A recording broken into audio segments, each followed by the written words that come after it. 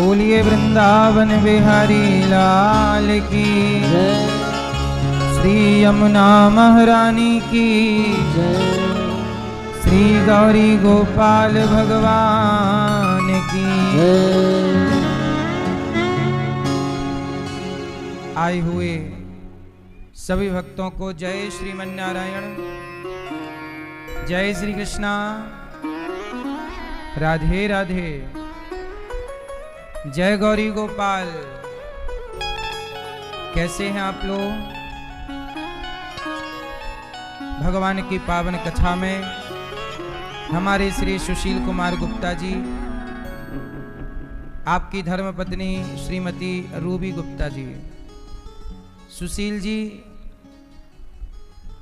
Advocate भी हैं, professor भी हैं, बड़े पद पर हैं।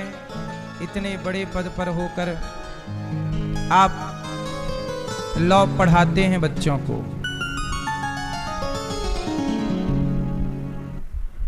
और इतना ज्ञान होने पर भी आप बिल्कुल सीधे सरल सच्चे भाव से प्रभु की शरण में हैं।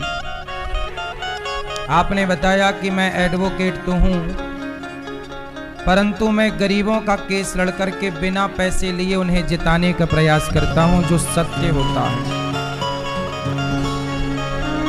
धर्म को जिताते हैं, अधर्म को हराते हैं। सत्य की जीत और झूठ की हार। यही हमने कहा ना कि इस देश में पैसे में बहुत लोग अंधे हो गए हैं, पर आज भी इस धरती में अच्छे लोग हैं, मुट्ठी भर अच्छे लोग हैं। उन्हीं अच्छे लोगों से ये धरती टिकी हुई है। इसलिए हम कहते हैं जमाना बेईमान होए तो हो जाए, आप ना होइएगा। जमाना पैसों में बिके तो बिक जाए, आप ना बिकिएगा, क्योंकि ये धरती जमाने से नहीं चल रही है, आप जैसे भले लोगों से चल रही है।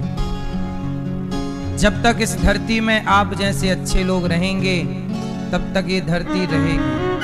और जिस दिन आप जैसे भले लोग भी यदि धर्म को छोड़ के अधर्म का रास्ता पकड़ लिया, उसी दिन धरती पानी में डूब जाएगी और महाप्रलय आ जाएगा। प्रलय क्या है? जब राम जी वनवास गए तो भरत जी आए ननिहाल से। भरत जी ने अपनी माँ का दर्शन किया। माँ, पिता कहाँ हैं? भैया राम कहाँ हैं? माँ कैकेयी ने भरत जी की आरती उतारी। भरत जी ने कहा, राम जी नजर नहीं आ रहे हैं माँ, ये अयोध्या वीरान सी क्यों लग रही है? कैकेयी माँ ने पूरी बात बताई कि बेटा, तुम्हारे पिता दशरथ जी राम को राजा बनाना चाहते थे। मैंने राम को 14 साल के लिए वनवास भेज दिया, और अब तुम्हारा रास्ता क्लियर है, साफ है, तुम राजा बनोगे। और इस काम में मेरी इस मंथरा ने बहुत सहयोग किया है। ऐसा कैकेयी जी खुशी खुशी बता रही हैं। पर भैया भरत, बेटा भरत, एक थोड़ी सी गड़बड़ हो गई है। क्या? बोले तुम्हारे पिता की मृत्यु हो गई है। कैकेयी के पति की मृत्यु हो गई है, और कैकेयी ये बात प्रसन्नता से बता रही है कि बस थोड़ा गड़बड़ हो गई, तुम्हारे पिता मर गए। भरत जी ने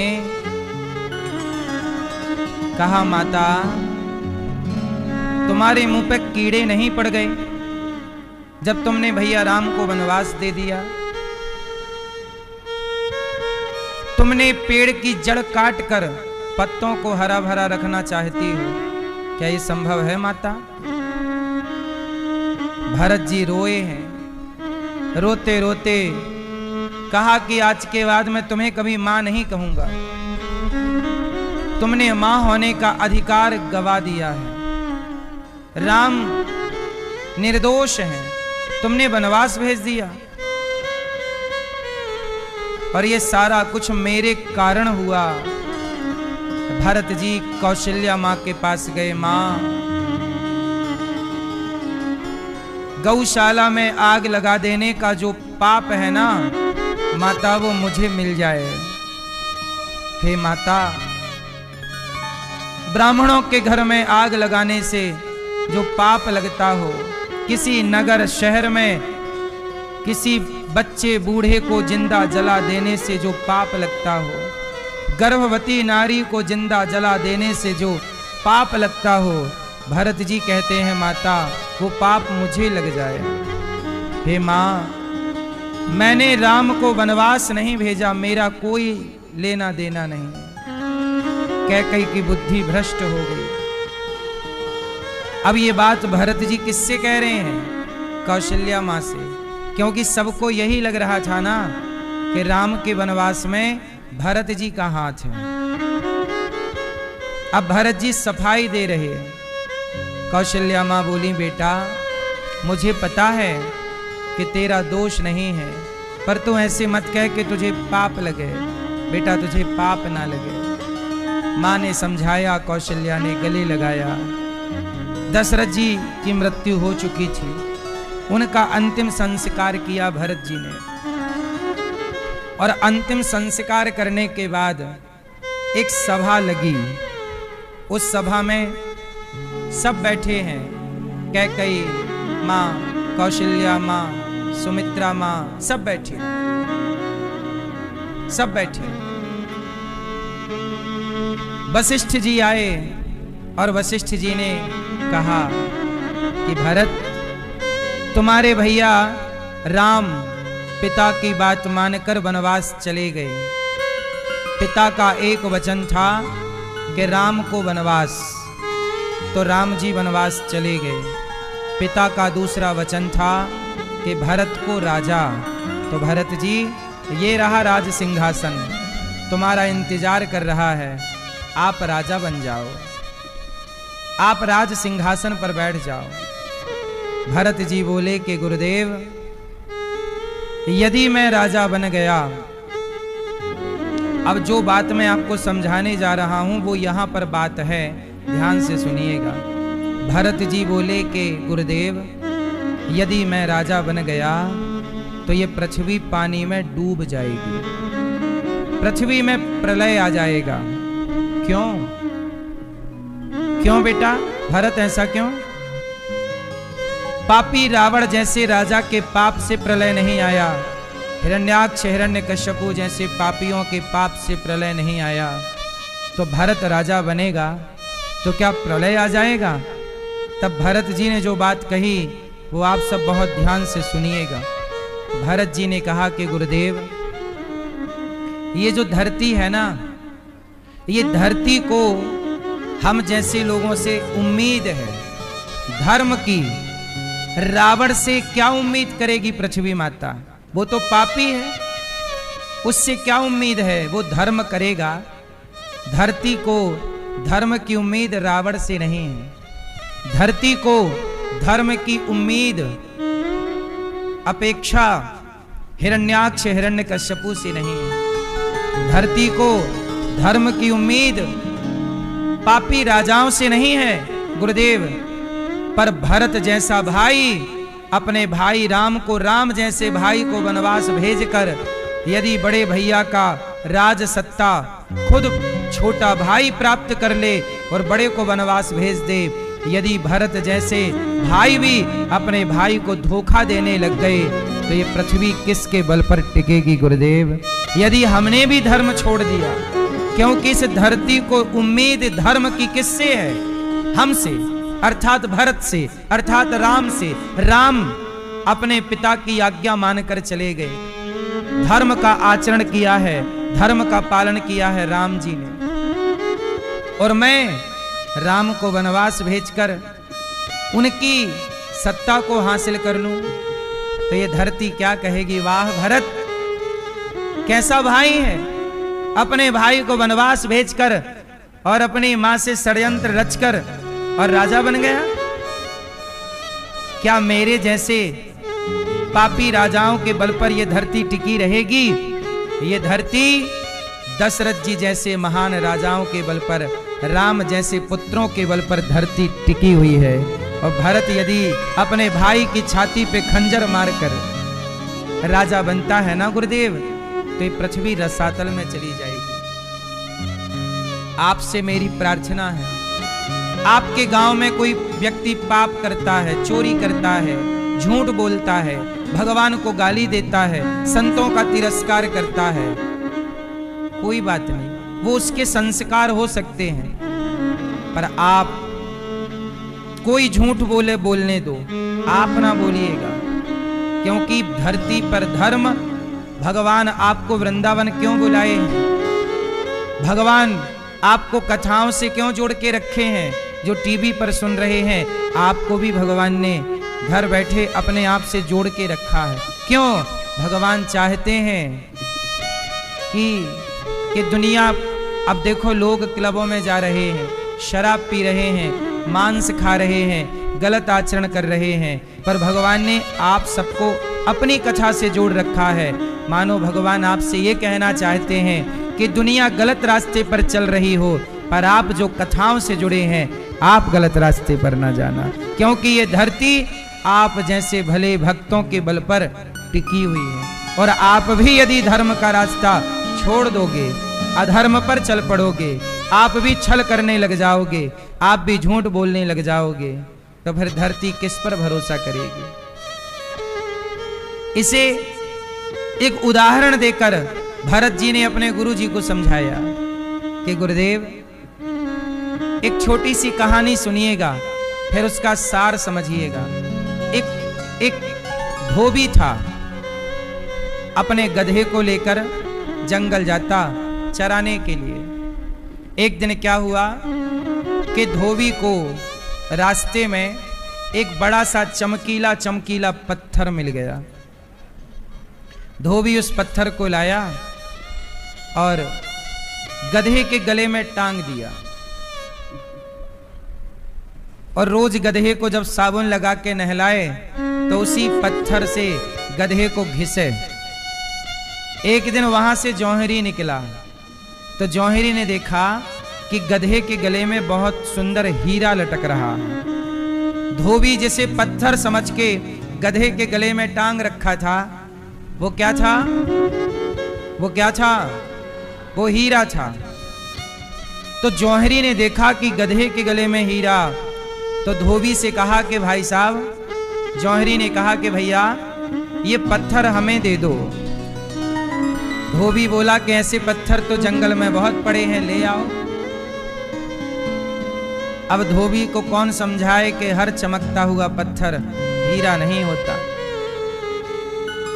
जौहरी बोला कि आप 5 रुपए ले लो, ये पत्थर हमें दे दो। धोबी को लगा यार पत्थर के 5 रुपए दे रहा है, ठीक है। अच्छा, धोबी को नहीं पता था कि ये हीरा करोड़ों का है, उसे लगा ये पत्थर के 5 रुपए दे रहा है। धोबी बोला ले लो। अब 5 रुपए जौहरी ने दिए और हीरा जौहरी के हाथ में आ गया। धोबी 5 रुपए में बड़ा खुश हुआ कि कितना बेवकूफ आदमी है, 5 रुपए का पत्थर खरीद लिया। धोबी को क्या पता कि पत्थर में हीरा भी होता है। धोबी चला गया। अब हीरा जौहरी के हाथ में था। जौहरी बड़ा खुश हो रहा था, वाह मैंने धोबी को उल्लू बना दिया और देखो हीरा प्राप्त कर लिया। तब वो हीरा जौहरी के हाथ में टूट गया और टुकड़े टुकड़े हो गया। और जब टुकड़े टुकड़े हुआ तो अब उस हीरे की कोई कीमत नहीं थी। टूटा हुआ हीरा कोई काम का नहीं। तब जौहरी ने कहा, वाह रे हीरा, तू अभी गधे के गले में लटक रहा था तब तो टूटा नहीं, गधे को साफ कर रहा था तब टूटा नहीं, पर अब जौहरी के पास आया तो टूटकर टुकड़े टुकड़े हो गया। तब टूटे हुए हीरे से आवाज आई कि जौहरी, उस धोबी को पता ही नहीं था कि मेरी कीमत क्या है, उस गधे को पता ही नहीं था कि मेरी कीमत क्या है, पर जौहरी तुझे तो पता था कि मेरी कीमत क्या है। तुझे पता था, फिर भी तूने मेरी कीमत 5 रुपए लगाई, जबकि तू जानता था कि मेरी कीमत करोड़ों की है, फिर भी तूने मेरी कीमत 5 रुपए लगाई। तो जब तुम जैसे जानकार लोग मेरी इज्जत नहीं करेंगे तो मैं टूट कर तो टुकड़े टुकड़े हो ही जाऊंगा। धोबी इज्जत इसलिए नहीं कर रहा था क्योंकि वो तो मुझे जानता ही नहीं था। गधा मेरी इज्जत इसलिए नहीं कर रहा था क्योंकि वो मुझे जानता नहीं था। पर तुम तो जानते थे कि मैं हीरा हूं, वो तो ये जानते थे कि मैं पत्थर हूं, तो मैं उनके साथ खुश था। लेकिन तुम तो जानकार थे, फिर भी तुमने मेरी कीमत 5 रुपए लगाई, तो मैं टूट कर टुकड़े टुकड़े हो गया। ऐसे ही दुनिया के लोग नहीं जानते कि सत्संग की कीमत क्या है, भगवान के नाम की कीमत क्या है।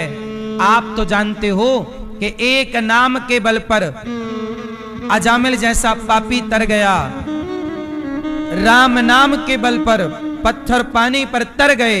यदि वो महिमा आप जानकर भी उस नाम की महिमा की कदर नहीं करोगे, उस नाम की, भगवान के नाम की, तब वो हीरा नाम का तो टूट कर टुकड़े टुकड़े हो ही जाएगा। अर्थात जब आप जैसे जानकार लोग भी राम नाम के महत्व को, भगवान की कथाओं के महत्व को नहीं समझेंगे, तब ये धर्म कौन संभालेगा।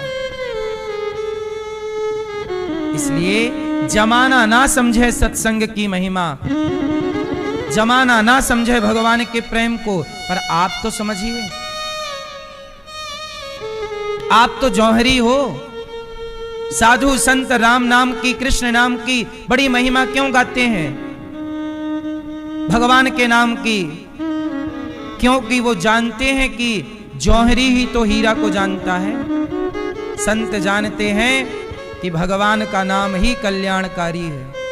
इसलिए आप लोग इस पाप युग में धर्म ना छोड़िएगा।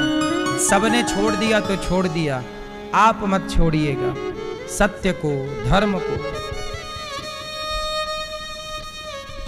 भरत जी निर्णय लेते हैं कि मैं राजा नहीं बनूंगा, मैं राजा बना तो पृथ्वी डूब जाएगी।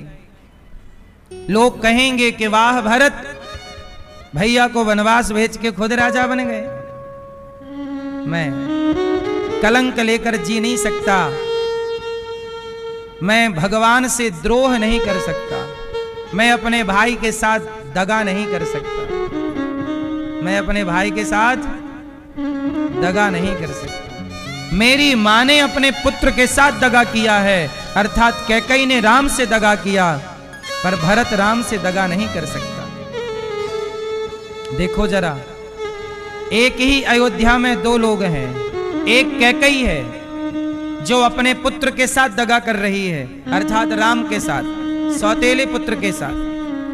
लेकिन उसी अयोध्या में एक भरत जी भी हैं जो अपने सौतेले भाई के साथ दगा, कैकेयी सौतेले बेटे के साथ दगा कर रही है, पर भरत सौतेले भाई के साथ दगा, सौतेले भाई के साथ भी दगा जब भरत जी ने नहीं किया, तो सगे भाई के साथ जब आप दगा करते हो तो आपको नहीं लगता कि आपके पाप से यह धरती भी रो रही होगी?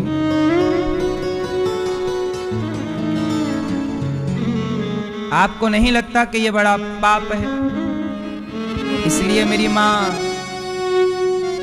भक्तों, पाप करने से बचिएगा, कोई भी पाप ना हो। भरत जी ने निर्णय लिया, मैं राम से मिलने जाऊंगा। कैकेयी बोली, अब कैकेयी को पश्चाताप था, बोली मैं भी चलूंगी। भरत बोले खबरदार, तुम मत जाना, इसे हटाओ। भरत जी ने कभी कैकेयी को उसके बाद से मां नहीं कहा। क्या नहीं कहा? क्या नहीं कहा? मां। क्योंकि माता कैकेयी ने मां होने का अधिकार गवा दिया है। इसलिए कहता हूं मेरी मां, कई बार मां लोग भी अपने बच्चों के साथ भेदभाव करती हैं। मां भी कई बार बच्चों में भेदभाव करती हैं। यदि तुम बच्चों में भेदभाव किया था, माता कैकेयी ने भरत में और राम में भेद किया। आज तक किसी बाप ने अपनी बेटी का नाम कैकेयी नहीं रखा। वो मां नरक जाने वाली होती है, वह मां नरकगामी बनती है जो अपने बच्चों में भेद करती है। इसलिए मां कभी बच्चों में भेद ना करे, ये भी मां की जिम्मेदारी है। यदि वो भेद करती है तो वह नरकगामी बनेगी ही। तुमने बच्चों में भेद किया। ऐसे ही पिता को अपने बच्चों में भेद नहीं करना चाहिए। बच्चों में भेद ना हो, वह माता पिता नरकगामी बनते हैं। इसलिए हमारे सनातन में सबके लिए धर्म है। धर्म की बेड़ियां सबके। आजकल समाज में देखा जाता है, कई बार माँ बाप किसी एक बच्चे की ओर ज्यादा झुकाव रखते हैं, बड़े बेटे की तरफ, छोटे बेटे की तरफ, मझले बेटे की तरफ। अच्छा, माँ बाप भी देख लेते हैं कि कौन बेटा ज्यादा कमा रहा है, किसके पास ज्यादा माल है, उसी की तरफ माँ बाप का झुकाव होता चले जाएगा। पर ये माँ बाप का व्यवहार गलत है। बेटा गरीब हो या बेटा, देखो एक माँ के दो बेटे होते हैं। कोई बेटा गरीब होता है, घास की झोपड़ी में रहता है, और कोई बेटा अमीर होता है, महलों में रहता है। एक ही माँ के दो बेटे हैं, एक ही चक्की काटा दोनों खाए हैं, पर दोनों कोई अमीर, सब अपना भाग्य लेके आए हैं ना। कोई गरीब हो जाता है कर्मों से, कोई अमीर। पर माँ गरीब बेटे के पास जाए तो उसके यहाँ नमक रोटी खाए जो वो खाता है, और वहां भी ये ना कहे कि देख तू ऐसा है भाई, मेरी जो हैसियत है वो मैं आपको खिलाऊंगा जो मैं खाता हूं। जब आप गरीब बेटे के पास जाओ तो भी आप वहां प्रेम से रहो, और अमीर के पास जाओ तो भी प्रेम से रहो। भाई भाई मतभेद ना करें, मनभेद ना करें, इसका माँ बाप प्रयास करते रहें कि भाइयों में मतभेद मनभेद ना हो।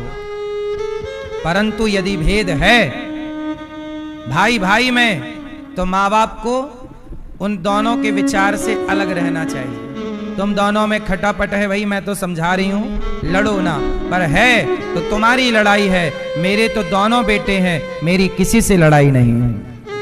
ये माँ का व्यवहार होना चाहिए कि भाई हमारी तो किसी से लड़ाई नहीं है, हमारे लिए तो ये भी हमारा बेटा। लेकिन माँ बाप, कुछ माँ बाप भेदभाव करते हैं। क्यों, ये बात सही है कि गलत है? भेदभाव करते हैं, सही है गलत है? आप लोग मत कीजिएगा। जमाना करे करे, आप इस भेदभाव की दीवार को तोड़ दीजिएगा। भेद ना हो। भरत जी ने निर्णय लिया, राम के दर्शन करने चलेंगे और राम को मनाएंगे कि वो वापस आए।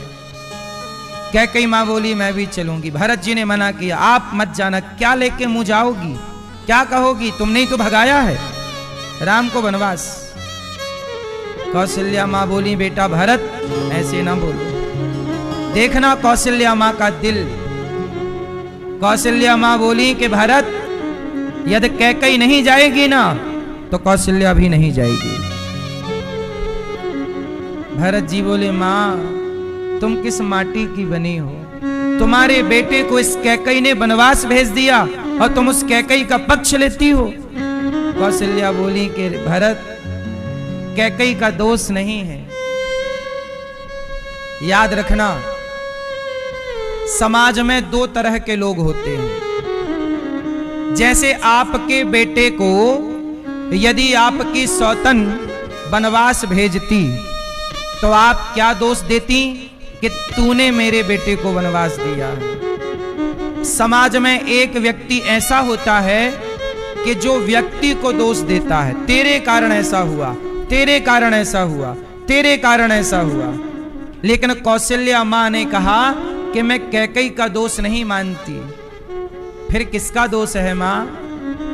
कैकेयी माँ कहती, कौशल्या माँ कहती हैं कि भरत ये तो होनी है, ये तो विधि का विधान है।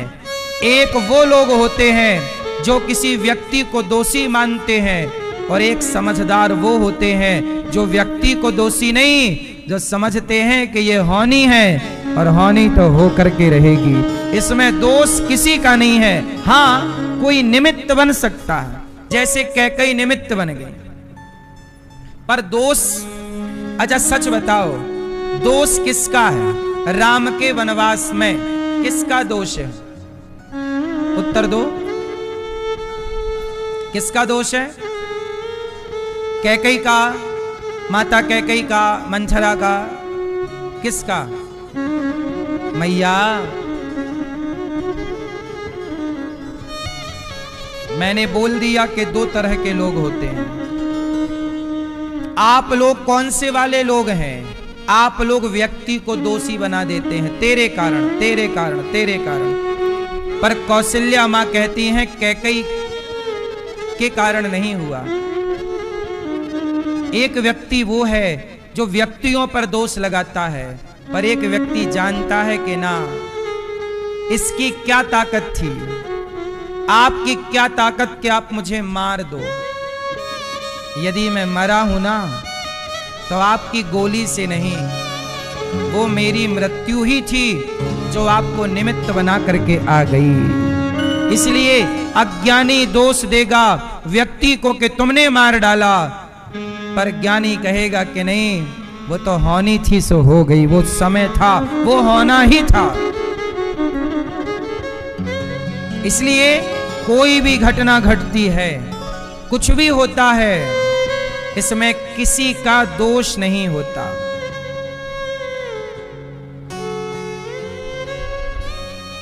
ये सब बहुत गहरी बातें हैं। इस बात को समझने की पात्रता आपकी है या नहीं? कुछ ज्ञान इतना फाइन होता है, कई बार उस ज्ञान के अधिकारी सब नहीं हो पाते। जैसे आप लोग तो यही मानते हो कि यार उसके कारण हुआ। जैसे गांधी जी को गोली मारी, आज तक लोग दोष देते हैं गोडसे ने गोली मारी। अच्छा, गोडसे गोली ना मारता तो गांधी जी अभी तक जिंदा होते, क्यों?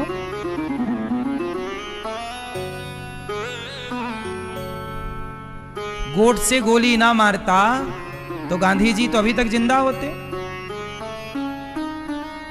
लोग कहते हैं कि उस व्यक्ति ने किया।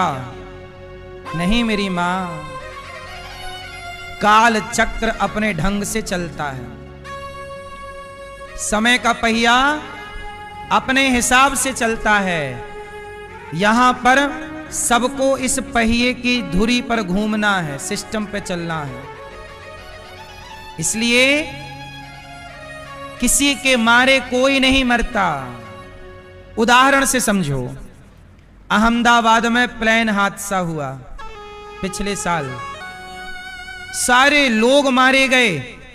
इतनी भयंकर आग लगी उस प्लेन में कि लोहा पिघल गया, लेकिन एक आदमी, उसका एक रोमा भी नहीं जला,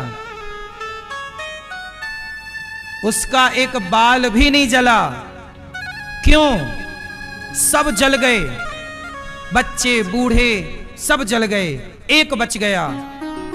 आपने नहीं समझा इशारा कि परमात्मा ये कहना चाहते हैं कि यदि मैं मारूं तो कोई बचे ना, और मैं बचाऊं तो फिर आग भी नहीं जला सकती। प्रहलाद को आग कहां जलाई?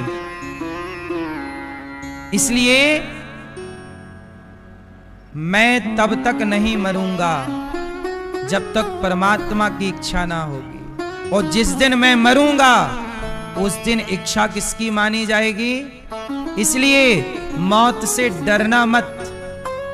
जीवन में सुख आएगा, वो ईश्वर की, मेरे प्रभु की मर्जी है। मैं 56 भोग खा रहा हूं, ये प्रभु की मर्जी है। मैं नमक रोटी खा रहा हूं, ये प्रभु की मर्जी है। मैं कपड़े पहनकर चल रहा हूं, ये प्रभु की मर्जी है। मैं फटे कपड़े अर्ध नग्न होकर चल रहा हूं, पहनने को कपड़े नहीं है, ये इच्छा ईश्वर की है।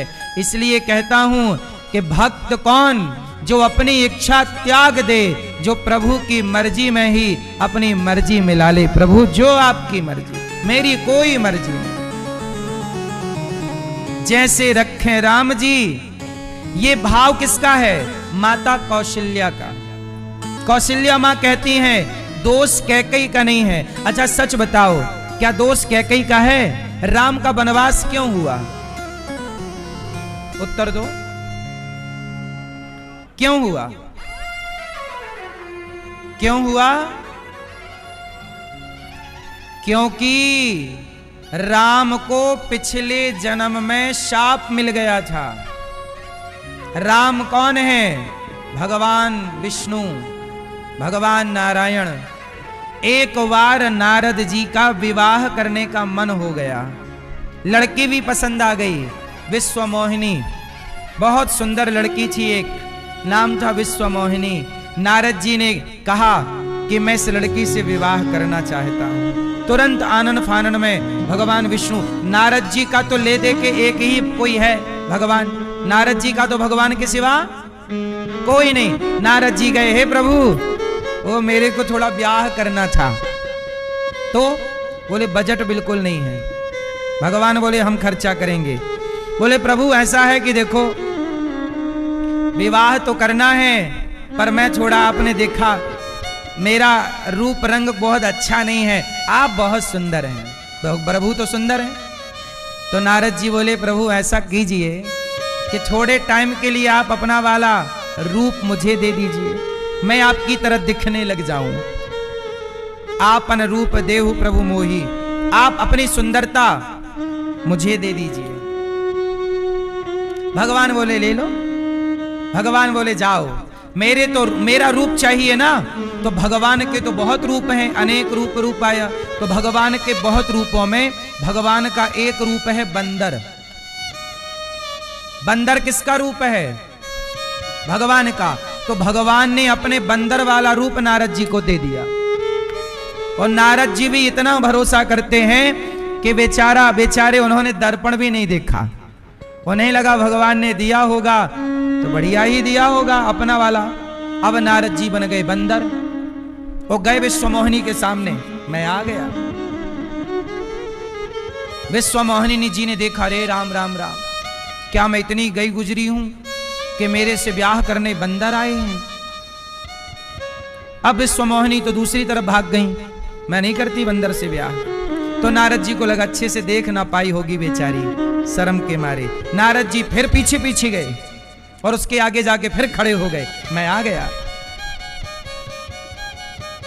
विश्वमोहिनी जी को लगा ये तो पीछे पड़ गया बंदर।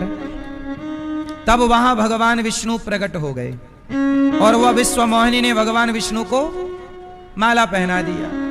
नारद जी बोले वाह, तुम्हें कमी थी ब्याह की? 16,108 करके बैठे हो और एक मैं करने चला उसमें भी आ गए। अपने ही करा लिया, हमारा एक नहीं होने दे रहे हैं। तब वहां नारद जी के पास शंकर जी के गण आके बोले, नारद जी एक बार अपना मुंह तो देख लो। अब नारद जी ने पानी में जब अपना मुंह देखा, वो देखा बंदर। अब तो नारद जी को गुस्सा आया, हे विष्णु भगवान आपने मुझे बंदर बनाया, जाओ मैं आपको शाप देता हूं कि जैसे आपने मुझे बंदर बनाया ऐसे आपको भी बंदरों की सहायता लेनी पड़ेगी। और जैसे मैं पत्नी के लिए तड़प रहा हूं आपको भी पत्नी के लिए तड़पना पड़ेगा। नारद जी के शाप के कारण आज प्रभु भगवान विष्णु राम बने और नारद जी के शाप को सत्य करने के लिए वनवास जा रहे हैं। क्योंकि वनवास में ही इन्हें बंदरों की सहायता लेनी पड़ेगी। सीता जी के लिए रोना पड़ेगा जब रावण ले जाएगा। राम जी रो रहे हैं, हे सीता सीता, क्योंकि नारद जी के शाप को सत्य करना है। तो देखो कुछ लोग कहते हैं कैकेयी की गलती है, पर जो लोग कैकेयी की गलती कहते हैं वो लोग राम जी के पिछले जन्म को नहीं समझते। इसलिए कई बार मुझे कोई कष्ट प्राप्त हो तो हम कहते हैं हमने तो कोई पाप नहीं किया। कोई बात नहीं, आज हमने कोई पाप नहीं किया, पिछले किसी जन्म में तो हमसे कोई पाप हुआ होगा। इसलिए समझदार व्यक्ति किसी को दोष ना देकर वो जान जाता है कि मेरे अपने कर्मों का ही फल मुझे मिल रहा, इसलिए वो चुप रहकर ईश्वर की ओर देखता, प्रभु कोई बात नहीं, मेरा किया मेरे सामने है, कोई बात नहीं, जैसी करनी। इसलिए कर्मों का दंड, कर्मों की ये रेखा, कर्मों का जो पहिया है, ये भगवान को भी मिला है। बचा कोई होए तो नाम जरूर बताइएगा। इसलिए कहता हूं मेरी मां, धन्य है माता कौशल्या, जो सौतेली सौत का दोष ना देखकर समझती हैं कि होनी तो होगी। इसलिए आप भी कई बार कहते हो तेरे कारण ऐसा हुआ, अब तेरे से बात नहीं करेंगे। लोग बेवजह नफरत पाल लेते हैं, घृणा पाल लेते हैं, तेरे वजह कोई कारण नहीं है मेरी मां। ये सब होना सब कुछ पहले से फिक्स है। इसलिए आप अच्छा काम करते रहो, अच्छी प्लानिंग करते रहो। जो हो रहा है, कठपुतली नाच रही है। कौन नाच रहा है? जोर से। एक पुतली होती है ना लकड़ी की, नाचती है। वो नाचती तो है, पर पर्दे के पीछे उसे कोई जोर से बिना नचाए वो अपने से। ऐसे ही हम भी ईश्वर के हाथों की पुतली हैं, जैसे वो नचाते हैं हम वैसे वैसे नाचते हैं। इसलिए हमारा और आपका हाथ, हमारे हाथ में कुछ भी नहीं है।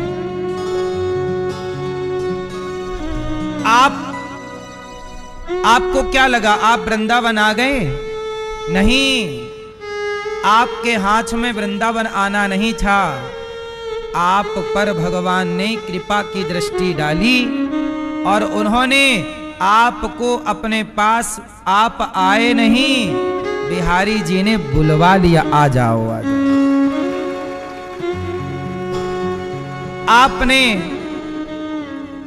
आपने किसी भूखे को रोटी दी, कई बार आपको लगा मैंने दी, भगवान ने आपसे ये काम करवा लिया।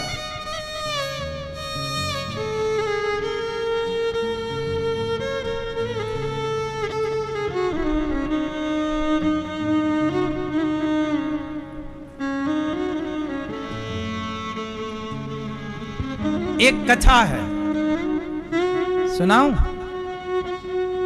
एक गरीब ब्राह्मण था। वो रोज हनुमान जी के मंदिर में जाता और वहां राम दरबार भी था और वहां पर हनुमान जी भी थे। तो वो हनुमान जी को और राम जी को ब्राह्मण देवता कथा सुनाए कि प्रभु हम बहुत गरीब ब्राह्मण हैं, रोटी भी नहीं है, और सुनो हमसे कोई कथा भी नहीं सुनता, तो आप ही सुन लो, फिर आप ही हमें थोड़ी सी दक्षिणा दे देना, तो वो हमारे बच्चे रोटी वोटी खा लेंगे। तो वो पंडित जी इस विश्वास से जाते कि हनुमान जी हमारे यजमान हैं और हम हनुमान जी को भागवत सुनाएंगे तो हनुमान जी हमारे लिए कुछ करेंगे खाने के लिए। बहुत गरीब थे। अब वो रोज मंदिर जाएं और वहां पर कथा सुनाएं, हनुमान जी सुने। अच्छा, एक दिन क्या हुआ कि जो गांव के बड़े आदमी थे, मुखिया जी, वो मुखिया जी उस कथा में आ गए, पर वो बड़े कंजूस थे। कथा पूरी सुन ली, एक भी रुपया नहीं दिया। वो पंडित जी तो सुना हनुमान जी को रहे थे कि हनुमान जी दिलाएंगे। एक दिन क्या हुआ, पंडित जी कथा सुना के चले गए और वो गांव के मुखिया वहीं मंदिर में बैठे रहे। तब हनुमान जी और राम जी की बात हुई मंदिर के अंदर। तो राम जी ने हनुमान जी से कहा कि सुनो हनुमान, वो पंडित जी रोज आते हैं, कथा सुनाते हैं, और सोचा है तुमने कुछ उनको देने का? हनुमान जी बोले, हाँ प्रभु, मैंने 1000 रुपए की व्यवस्था की है। पंडित जी की कथा पूरी होती मैं 1000 रुपए की व्यवस्था कराऊंगा। अब हनुमान जी और भगवान राम की बात वो बाहर बैठा मुखिया सुन रहा था कि मंदिर के अंदर से आवाज आ रही है कि पंडित जी को कल 1000 रुपए दिलाना। अब मुखिया ने सुना तो अब मुखिया ने पंडित जी को, अब देखो मुखिया का शैतानी दिमाग चालू। पंडित जी को लगा, मुखिया जी को लगा, उस व्यक्ति को लगा कि कल पंडित जी को 1000 रुपए मिलने वाले हैं, तो क्यों ना मैं पंडित जी से सौदा कर लूं। तो मुखिया जी दूसरे दिन पंडित जी से बोले कि सुनो, आज की कथा आप हमें सुनाओ और हम आपको 500 रुपए देंगे, और सुनो जो भी पैसा आएगा 500 हम आपको देंगे, 500 से ज्यादा आए तो वो हमारा होगा। मुखिया जी को पता था कि आज 1000 का जुगाड़ है, तो 1000 में 500 इनको दे देंगे और 500 मुखिया जी बोले अपना हो जाएगा। पंडित जी को भी लगा कितने दिन तो सुना है 1 रुपया नहीं आया, अब चलो ये मुखिया जी 500 दे रहे हैं, बोले आप भी सुन लेना, हनुमान जी तो सुन ही रहे हैं। ठीक है, सौदा पक्की। अब मुखिया जी ने अपना 500 निकाला और पंडित जी को 500 दे दिए। अपना 500 निकाले और 500 दे दिए। अब जब दिए